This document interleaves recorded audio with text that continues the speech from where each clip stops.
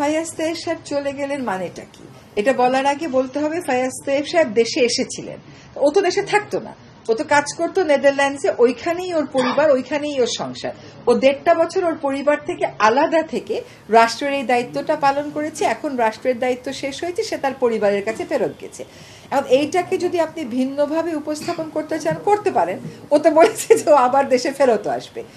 আমাদের রুট তো এখানে, ও তো এখানে কাজ করতো না, ও তো কাজ করে বিদেশে, ওর চাকরিটাই ছিল বিদেশে। আমাদের বিডার আশিকের চাকরিটাই ছিল বিদেশে। ফায়াজ তায়েবের পরিবার এই 1.5 বছর বিদেশেই আছে, কারণ ওরা তো ওইখানেই সেটেলড।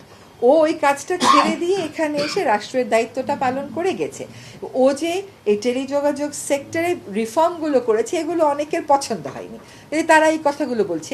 গোপনে চলে গেছে। তখন কোনো উপদেশে যদি আমাদের দায়িত্বের পরে আমরা বিদেশে যাই, তাহলে আমি চলে যাব বেলাতে, সেখানে আমার অলরেডি একটা ইনভিটেশন আছে এপ্রিল না মে মাসে, আমার সেটাও মনে নাই। আমি সেখানে যাব, আর আমি কি একটা ঘোষণা দিয়ে যাব যে ভাই আমি অত তারিখে অমুক মিটিংয়ের জন্য অমুক দেশে যাচ্ছি? এটা তো কেউ ঘোষণা দেবে না।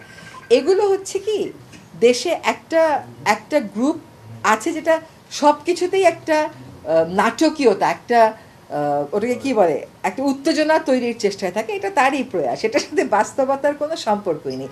বরং আমাদের অ্যাপ্রিসিয়েট করা উচিত ছিল যে 1.5 বছর সে তার পরিবারকে রেখে এসে দেশের জন্য কাজ করেছে। মিডিয়া তো এখন বাংলাদেশে আমি খুলে দেখি যে এমন কিছু কিছু কথা বলে যেগুলো মিডিয়ার ফটো কার্ড ইউজ করে, আসলে ওগুলো ওই মিডিয়ারও খবর না।